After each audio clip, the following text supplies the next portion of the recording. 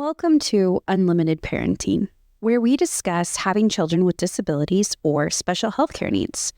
My name is Allison, and I am so excited to be joined today by certified professional life coach, advocate, and now author, Susanna Peace Lovell, to discuss her book, Your True Self is Enough. So let's jump right into the conversation. Thank you so much for being here. We so appreciate your time and having you here. Before we kind of take a dive into your book and ask you those sorts of questions, I was hoping you could just take a minute to kind of describe your journey and introduce yourself. Yeah, sure. I would love to do that. Well, firstly, my name is Susanna Peace Lovell. I am a mother. I am a single mother supporting one daughter.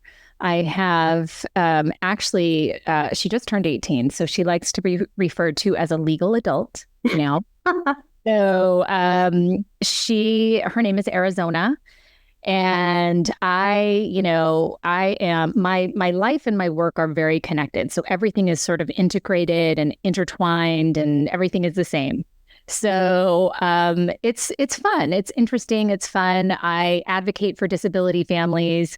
I'm a coach, a life coach for disability families.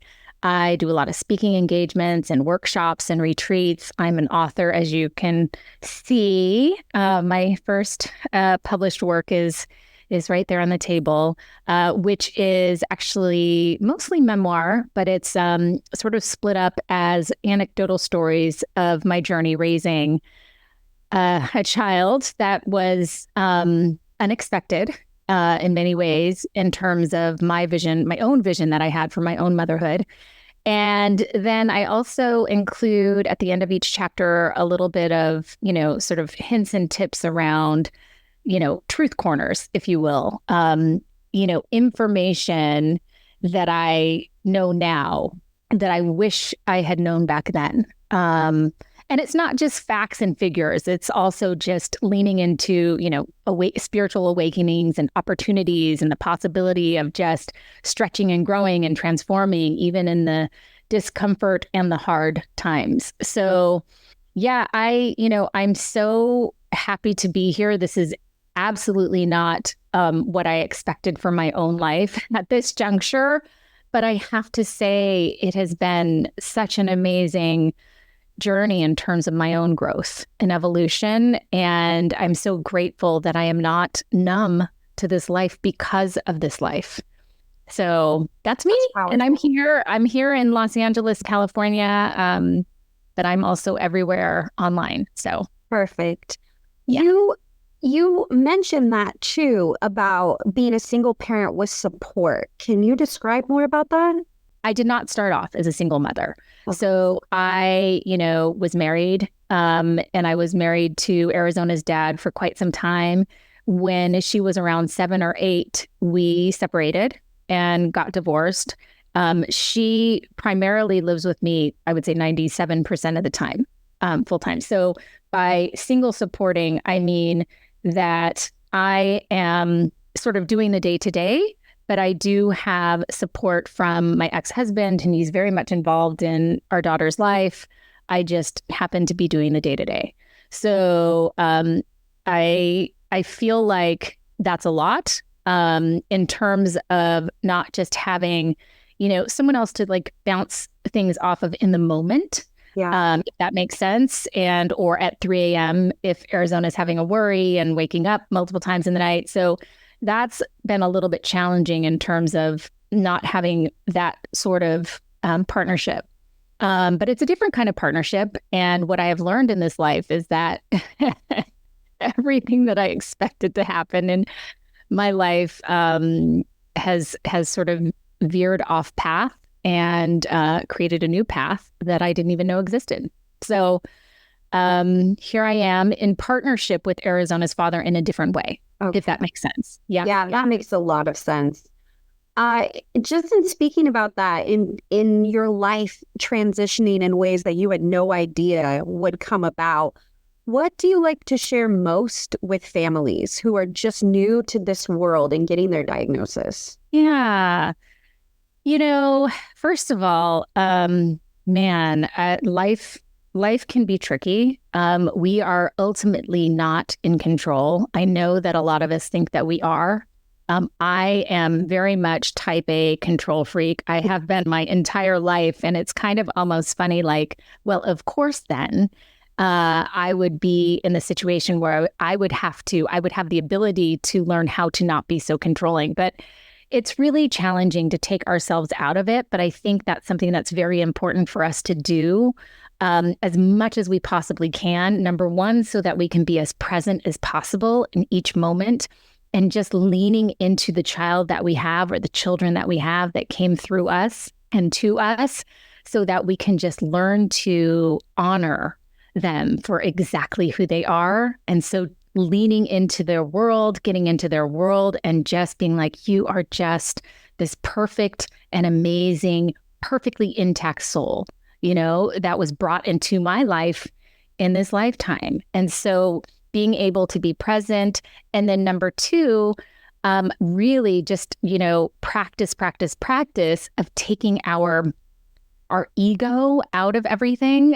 It's really hard sometimes, but to just be like, listen, just because this person, was born to me doesn't mean that I get to decide what their likes and dislikes are going to be and how their behavior is going to be. We have all of these preconceived notions. A lot of us do, before we're parents, of like, well, that's going to be my little mini me, and they're going to like this sport, and they're going to want to go to dance class, and they're going to want to wear their hair girly, whatever it is, right? We have these preconceived notions and, honestly, like desires, right? We have these wishes, like we want, our children to be a perfect way, behave a perfect, way, or whatever it is, be kind and generous, all of these fun things, but also super smart and, straight A's. And well, anyway, and cure cancer. I mean, why not? Right. And all of the above, right? Win Wimbledon, I guess, So yeah, I just feel like it's such an opportunity to sort of take a breath and take a step back. I know it's so hard, like getting that diagnosis, any diagnosis where you're just like, well, I don't know what to do next. That's not what I planned for, right? That's not what I trained for, whatever it is, to be a mom, I don't know that, I don't know food allergies. Like that was the first, sort of journey in my role of parenting Arizona. Like she was allergic to everything. And I was like, I don't know how to do that, And there's no chapter about that in the book, right?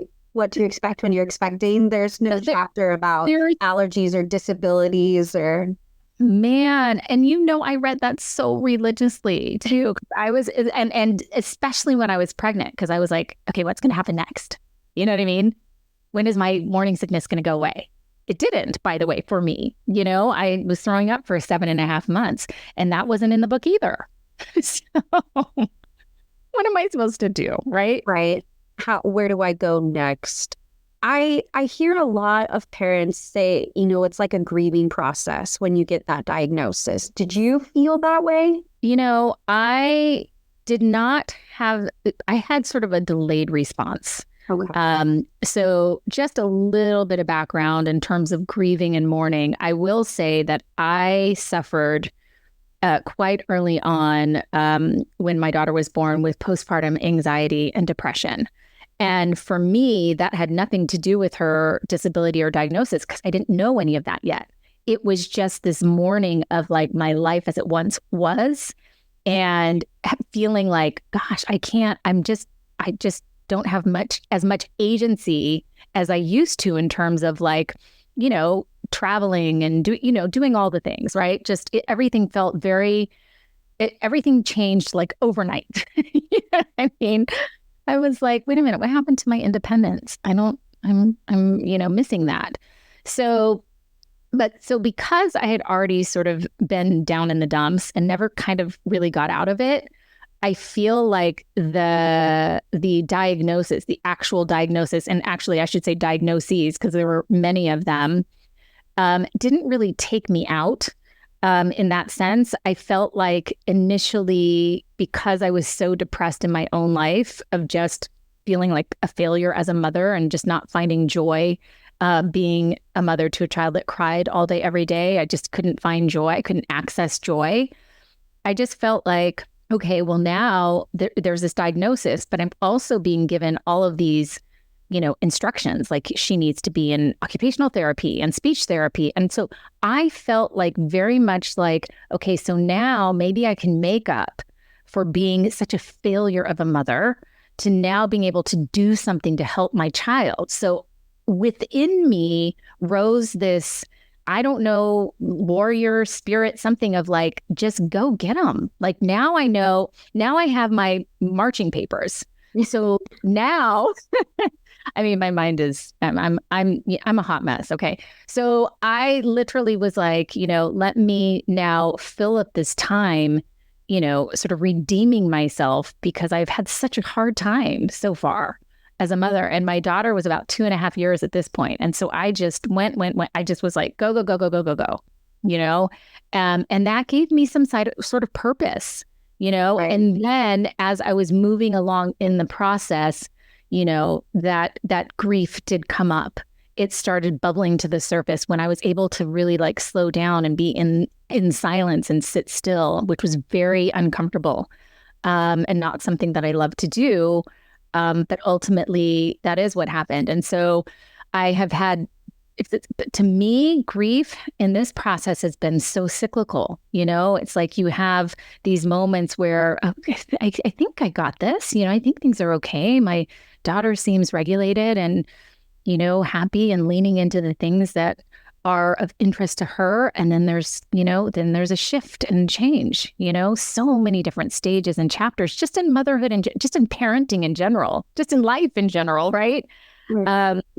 So it is, yeah. It's never ending. It is, yeah, it's never ending. And so we always get the opportunity to practice and try again.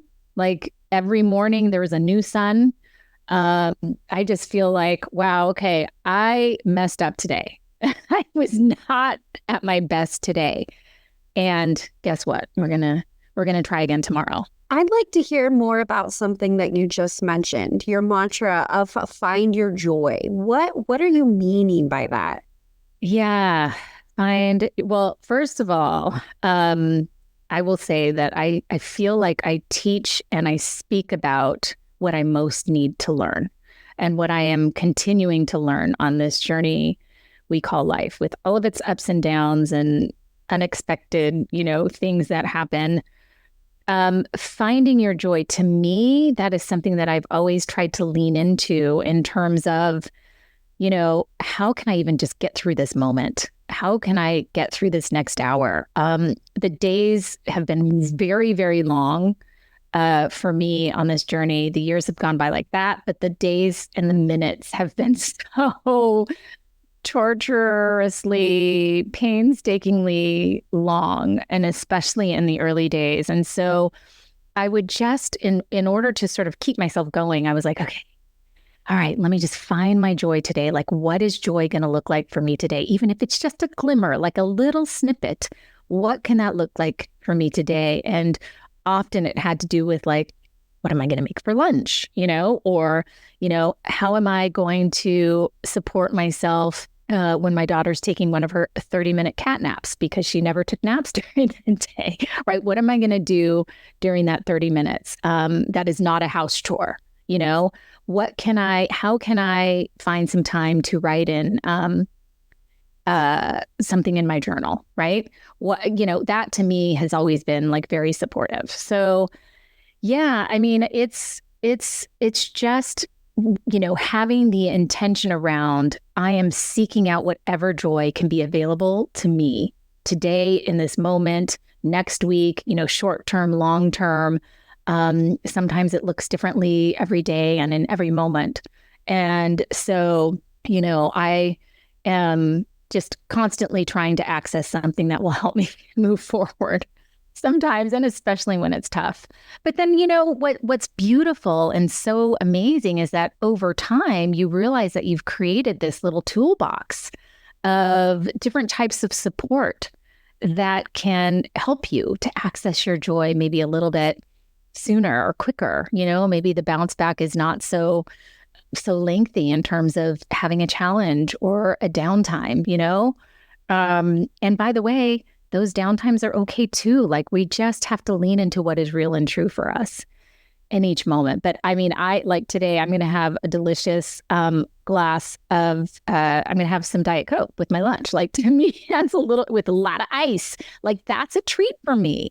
So, Absolutely. And I have found on my own personal, self-care, soul care journey, right, that the more little moments of happiness that you find and you take, the more you find around you. Yes. So the more I choose to recognize it, the more I see it for myself. Oh, absolutely. And again, it's part of that like muscle that we're practicing. And then all of a sudden things show up. It's almost like, a new lens. All of a sudden you're like, oh my gosh, I looked up at the sky yesterday. Honestly, I was just looking up at the sky and I was like, wow, that cloud formation is phenomenal, right? I mean, how often do I say that? Not often. I just happen to look up and be like, wow, I am alive and breathing in this moment. So listen, it could be a big thing, it could be a little thing, it could be, a one-off thing. But yeah, I absolutely agree with you. What we are seeking is seeking us in return. And I feel like these moments will pop up and it's so awesome. So fun. There's another facet to this conversation in reading your book that I found so interesting, and that's culture. How do you think that culture plays in the experience of families who are supporting children with disabilities? Yeah. Oh my goodness. I mean, culture, I feel like shifts, the conversation, the perspective. I feel like though, the way that I have experienced motherhood here in, the United States, and actually more specifically in Los Angeles, California, because I feel like we are also a different country, to be honest. And I, this is where I have to be right now. And I'm grateful, and I'm grateful. And I feel like, especially here, there is this idea and this notion that women and mothers really need to be able to do it all, like all of the time, all of the time. And by the way, don't complain and, try to be as cute as possible. Right. And, by any means, don't accept help, like that's just instant failure. So I just feel like there's like this culture around, we revere the suffering sometimes, it's almost like, we get into these conversations, especially as new moms or, even now. I mean, I just feel like even sometimes for myself, even though I'm trying to be as conscious as possible, we just get pulled into these conversations where it's almost like we're playing like the hardship Olympics, right? Right. You're trying to one up the next person. Right. My nanny canceled today, and now I have to take 3 kids to 3 different schools and whatever. It's like, oh yeah, well, my husband's traveling. It's kind of almost like that's what's revered and admired. And I just want to shift this narrative so much. I leaned into this very much as a new mom, like, why should I need help? I'm like taking a break from working. Like, I'm on maternity leave. I might not even go back. In fact, my former husband and I had planned for me to stay at home, at least for the near term, when Arizona was born. And I felt so lucky and blessed that we had planned for that financially. And still I was like, oh my gosh, this is so hard. And I also was telling myself at the same time, yeah, okay, but you're not working or doing anything else. Like, all you have to do is take care of the baby. Hush your trap. You know what I mean? I mean, these were the voices in my head. And so as I was like, taking my daughter out in the public, on walks or trying to, just get out of the house, and she cried all the time, incessantly. I mean, she cried for the first 18 months of her life nonstop because of her food allergies, which, turned into like head to toe eczema and rashes. And I mean, it was it was tough times back then. And yet, and still, I was, again, having this self-talk of like, okay, but don't ask for help, do it yourself and don't complain. This is what you wanted. You wanted to be a mom, and now you get to be mom. How, entitled are you to, need help and support when you're not, bringing home the bacon? Like, you're not supporting, you're not doing anything. I mean, that's what I thought. Okay. And that's what a lot of us think, and so we suffer in silence. It's like we're dying on the vine, Do you think that was maybe the impetus or the vision kind of behind your book is just to get that message out to more families, that you don't need to live in that, cycle in your head, that you can break out and here's kind of how I did it? For sure. I mean, again, one of the reasons why I wrote this book, well, there were multiple reasons, but one of them really was because when I was first going through the initial diagnosis process with Arizona and everything else that comes along with it, I was like, I am just like alone out here. I feel so isolated. I feel like I'm on an island. I'm the only person on this island. I mean, this wasn't that long ago, but it was 18 years ago. A lot of things have shifted and changed since then in terms of support and resources and what we're talking about. But I was definitely like, I would have liked to have met just one other mom, not a professional, no, not a doctor, not a pediatrician, not a therapist. I wanted to at least have heard from one other mom, like, everything is going to be okay. Like, might not seem okay right now, might not look okay or feel okay, but it will be okay. Things are going to shift and change because you're going to be able to shift and change. But I didn't have any kind of roadmap. There was no blueprint. There was nothing. There wasn't even like what to do after you get a diagnosis, not even like a one sheet, like fact sheet of anything. It was just like, okay, well, I mean, it's like when Arizona was first diagnosed with the psychologist at the regional center, I brought her in because I was having concerns about, her behavior and her intention and what she was doing. And I didn't know what was going on. And as soon as I walked in, they were like drilling her with questions. And she was like, huh? What's very confused. Right. What's going on? Who are you? And the psychologist was like, oh, failed that one. Oh, failed that question. Oh, failed that one. I was like, this is horrific. And she was like, well, this looks a lot like autism, but you know that, right, Mom? And I was like, no, I that's why we're here. I don't know anything. It was absolutely isolating, frightening, debilitating. Yeah, it was demoralizing, all of the above. I was like gut punched over and over and over again in this process. And it was really challenging. So I wanted to be some sort of light. And that's actually why I became a coach, because I felt like so many people were reaching out to me, asking me for advice or help, or, oh, I have a friend whose son was just diagnosed. Oh, my cousin's daughter just, got a diagnosis. Can you talk to them? And so I realized like this is actually a very supportive service that I'm offering, and not because I have like, 10 PhDs, but rather because I don't. By the way, I don't even have one. You have a PhD in lived experience. I feel like I do. I have a PhD in, that's right, in parenting Arizona. But that's it. And so I wanted to, again, like be like some sort of beacon of light or touch point, or like, yeah, I'm a real person living this. And that's how I get, actually, all of my clients are all referral based. And wow. Primarily it's like, we feel like you see us, and I'm like, yeah, I mean, we have different, experiences and different situations, but ultimately it's an altered motherhood, Absolutely.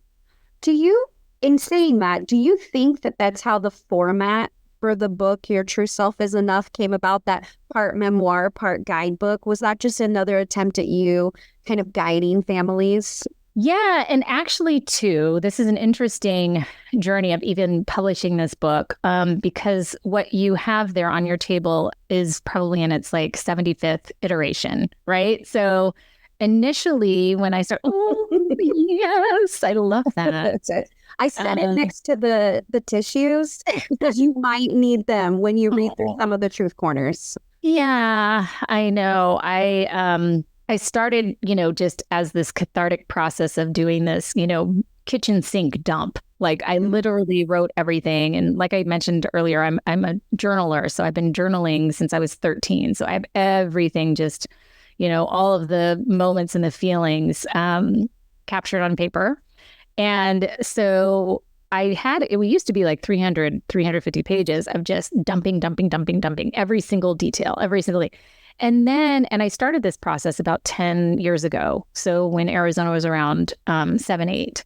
And as she grew older and I was, working on the book, and sometimes I would have to take a long break because it's such an emotional write and can be very triggering for me sometimes. And sometimes I need to keep moving forward in my life. And so I had to take some breaks from time to time. But, as I was working on the book, Arizona was like getting older, right? And she was becoming more aware and cognizant of what I was writing about. And I was always very trying to be as, transparent as possible. Like this, I'm trying to tell my story to share with other families and parents, some hopeful tips potentially.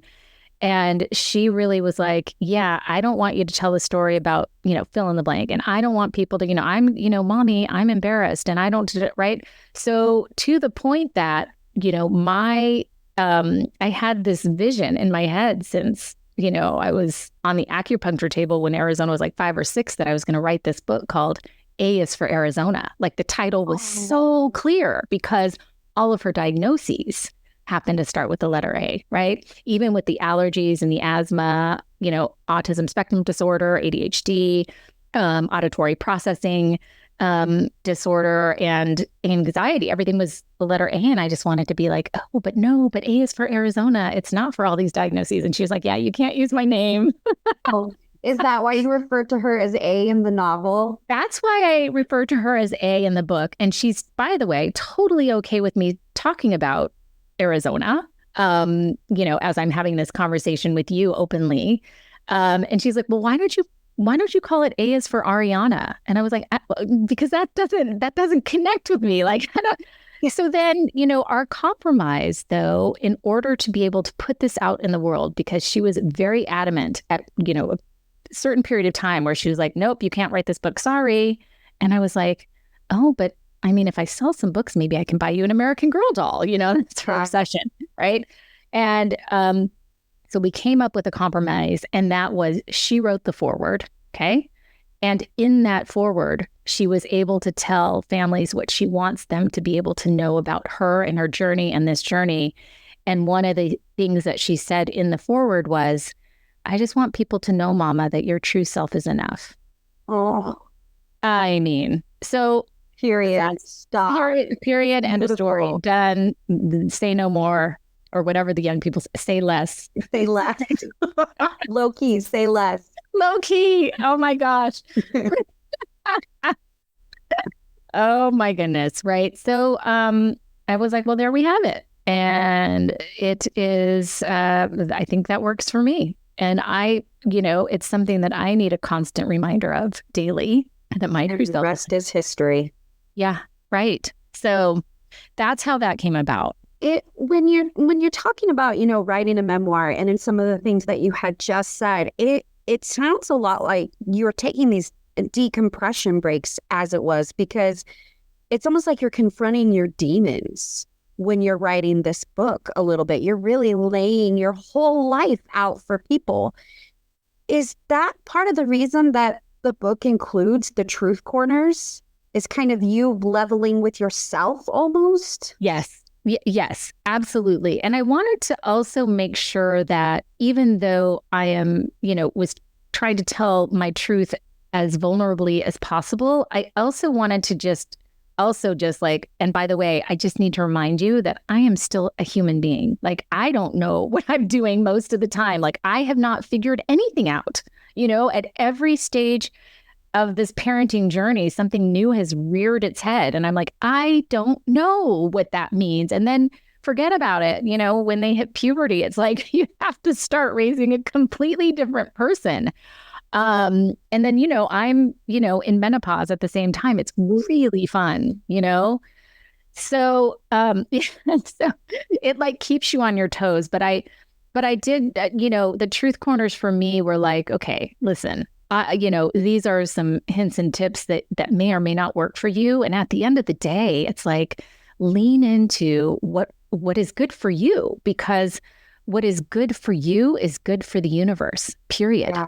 And what is good for you is good for your child and your children. And what is great for you is great for your child or children and everyone around you. It is just absolutely, unequivocally, a fact if we can really lean into that messaging. And so I just never want anyone to feel like, well, I can't do that. She told me to find my joy. I can't find my joy. Yeah, forget the joy.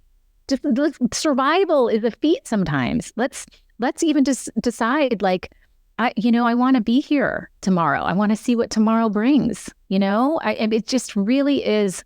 It's a very sort of, it's an inner journey that we can choose and lean into, and everything is okay, and you are not wrong, and there's nothing broken.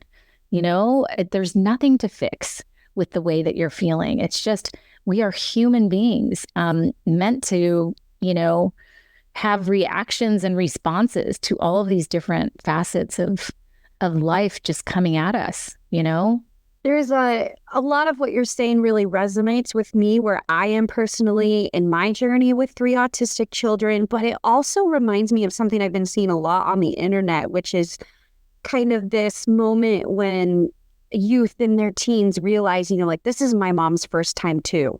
She's just a girl. She's trying to figure it out while also being here for me. This is her journey too. And I feel like that was kind of your book for me personally. This is another mom, with a daughter who starts with A, just like me, is autistic. And she's experiencing all of this right alongside her A at the same time. And so it really resonated with me on that deep level. And there's honestly not a lot of the memoir type books that have that truth, kind of like real talk area where it's, this is how we battled with allergies. This is how we battled, there's a whole kind of section in the book about what happens with school. Yeah. I'm touring schools, and this worked out and this didn't, and friends and culture. And that really hit home for me. Mm-hmm. Mm-hmm. That's so beautiful to hear. Thank you. Yeah, absolutely. And I know that this is going to be a book that this book to me kind of seems like one of the books. It's not, you read it and you put it on your shelf, like, oh, I loved this book. It gets, on the highest tier of my shelf. This is one of those books where you read it and it doesn't stay with you. You pass it to a friend. Oh, I've highlighted this chapter for you because it's a sisterhood of the traveling book. Is what I hope this book kind of becomes, because it really is so. It's not just facts. It's not just your story. It's just so interwoven with help and joy, really. And it's beautiful. I really liked it for what it's worth. Going back a little bit earlier to something you had said when you were feeling lonely and as if you didn't have kind of a network, especially right after Arizona got her diagnosis, at any point in this journey, had you reached out to the Parent Training and Information Center, whether it was in California or if you were in another state? No. And in fact, even as we became clients of the regional center, there wasn't any offering in terms of, support group, or I had gone to a few support groups when I was experiencing postpartum depression and anxiety when Arizona was really young. And I had I did not have positive experiences in those groups. I felt like I needed to be uplifted and I wasn't able to access that in those meetings. It had nothing to do with everyone else. It's just that I think that I was hoping for like a lifeline and I wasn't receiving it. I just felt like we were all just talking about our horrible experiences. And I was like, but what do I do? You know what I mean? Tell me how do I fix it? Yes. So no, nothing was accessible to me. It wasn't until Arizona, speaking of finding the right learning environment for your child, had to go through that whole process of like, this is not the right place. And it was a very hard process hearing that your child doesn't fit in, like it's your fault, right? And so we ended up at this very small therapeutic, bare bones, like no frills, phenomenal therapeutic preschool and kindergarten. And that's when I was introduced to support groups, like a parent group. And in fact, it was mandatory. Like if your child is going to be part of this program, because they believed in, healing the child by, supporting the entire family. And so every Thursday morning, 9 a.m. after drop off, we had a mandatory 1-hour parent group. And I will tell you, we were there at that school for like 2.5 years. And you just make it work, even as you're working or you're not working, whatever, you just make it work because that's so impactful in terms of how supportive the program was going to be for the child. And I just remembered for the first year, I would show up at those support groups and I just wept. I just cried almost every time I opened my mouth to share something. I'm like, can't talk, just crying, because I just finally felt like I'm in the safe space. I'm finally building my own community, my tribe. I couldn't find it.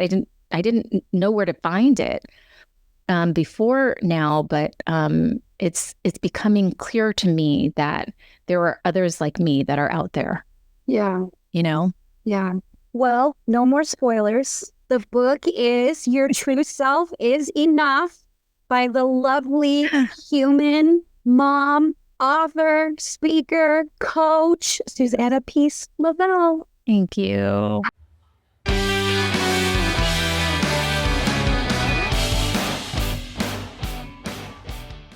Thank you so much, everyone out there, for listening in. And know that if you are in Idaho or planning on moving to Idaho and have questions on systems or services for children with disabilities, please consider reaching out to us on our website at IPUL Idaho. That's IPUL Idaho.org, or by calling us at 208-342-5884. Be sure to tune in next time. Until then, this has been Unlimited Parenting. Thanks for listening.